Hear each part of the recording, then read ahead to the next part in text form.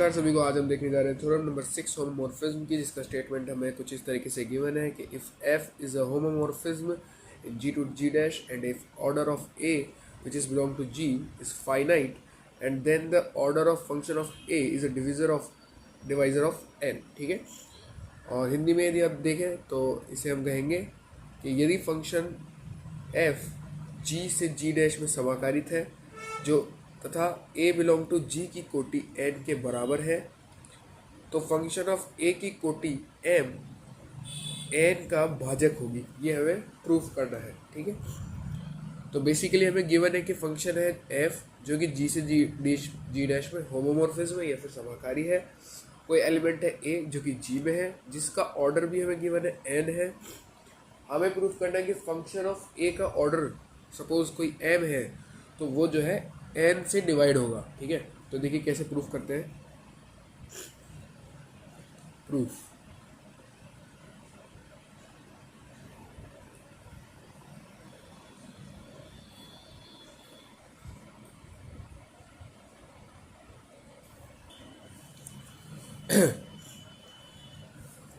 तो प्रूफ जब हम करते हैं तो देखिए सबसे पहले हम क्या करते हैं, लेट कर लेते हैं कि दो ग्रुप जो है G एंड G डॉट, या कुछ भी ले सकते हैं, G डॉट G स्टार ले लीजिए, मैं यहाँ G डॉट ले लेता हूँ, and G dash star.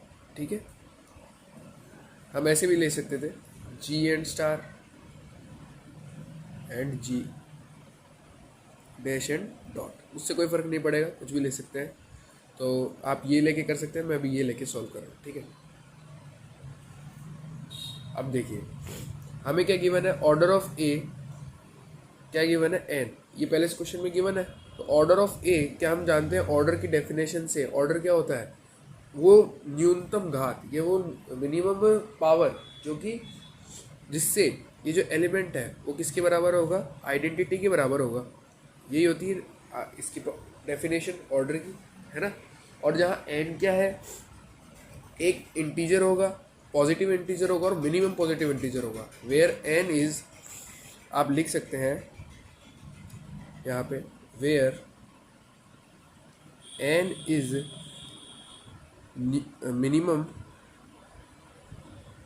Positive integer. ठीक है, ये स्मॉलेस्ट पॉजिटिव इंटीजर है ना। इसका क्या मतलब हुआ, न्यूनतम धनात्मक पूर्णांक। ठीक है, अब देखिए तो हमने यहाँ से एक चीज़ तो निकाल ली, ए की पावर एन किसके बराबर है, ई के बराबर, ये जो कि हमें ऑलरेडी गिवन है। तो चलिए देखते हैं अब आगे क्या करना है। तो ई डैश जो कि क्या होगा, एक ग्रुप जी डैश का आइडेंटिटी होगा, है ना। लेट ई डैश, ये माना ई डैश जो कि है जी डैश की आइडेंटिटी के तत्समक अव्यय। ठीक है,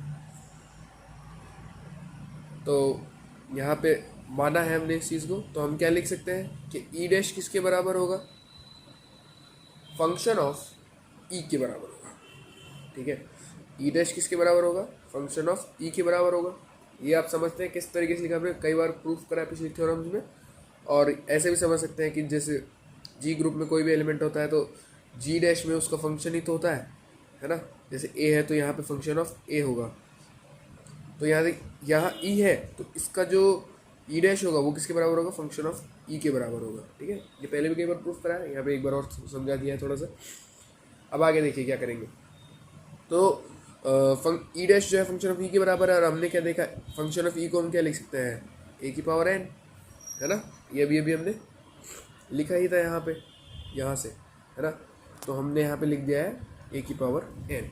अब देखिए ए की पावर एन को मैं क्या लिख सकता हूँ, फंक्शन ऑफ ए डॉट कितने टाइम्स तक, एन टाइम, ये एन बार। ऐसा क्यों लिख दिया, क्योंकि किसी भी पावर का मतलब एन, मतलब उसी पे उसका ऑपरेशन इतने टाइम लगाना है, ये तो हम भी जानते हैं। और हमने जिस ग्रुप में लिया है ए को, उस ग्रुप में ऑपरेशन क्या है, यहाँ पे अभी डॉट है। अगर आपने स्टार लिया है तो आप यहाँ स्टार लगाएंगे। ठीक है, जो भी ऑपरेशन आप यहाँ अप्लाई करें वो कर सकते हैं। तो ई डैश बराबर फंक्शन ऑफ ए की पावर एन टाइम्स आ गया है। अब उसके बाद में देखिए क्या करेंगे। अब क्योंकि ये होमोमॉर्फिज्म ग्रुप है तो मैं इसको क्या लिख सकता हूँ, function of A star function of A star, है ना, ये होमोमॉर्फिज्म है ना, तो इस तरीके से लिख सकते हैं होमोमॉर्फिज्म की प्रॉपर्टी से। तो आप यहाँ पे लिख भी सकते हैं क्योंकि F is homomorphism and we knew that यदि कोई ग्रुप होमोमॉर्फिज्म तो हम कैसे लिख सकते हैं, A dot B function of A star B या A डॉट बी कुछ भी ले सकते हैं, किसके बराबर होता है, function of A dot function of B के। तो यहाँ पे डॉट की जगह पे स्टार है और स्टार की जगह पे डॉट है, ऑपरेशंस है ना जो हमने लेट करे थे, तो हमने यहाँ इस तरीके से फंक्शन ऑफ ए को एक्सपेंड कर दिया है। अब आगे देखिए क्या लिखेंगे, आगे लिखेंगे इसको हम क्या लिख सकते हैं, फंक्शन ऑफ ए की होल पावर एन लिख सकते हैं, है ना।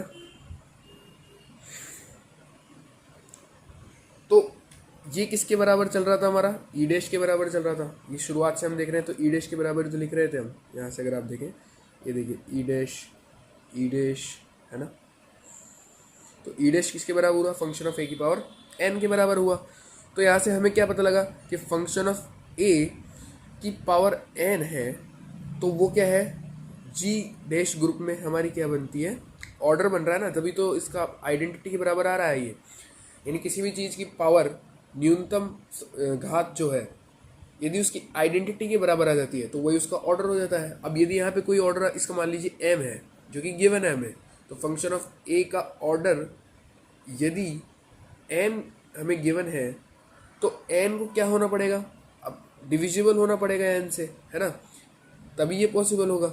यदि एम एन से डिविजिबल होगा तभी ये पॉसिबल होगा। क्यों, क्योंकि N is the smallest positive number, है ना, जिससे कि आइडेंटिटी मिल रही थी हमें। तो एम यदि यहाँ पे है तो एम को यहाँ पे होने के लिए एन से डिविजिबल होना पड़ेगा। अगर ऐसा है तो ही ये पॉसिबल है, ई डैश है यहाँ पे सॉरी, है ना, वरना ऐसा पॉसिबल नहीं है। तो यही थ्योरम थी, थ्योरम नंबर 6 जो कि हमने प्रूफ कर दी है। Thank you.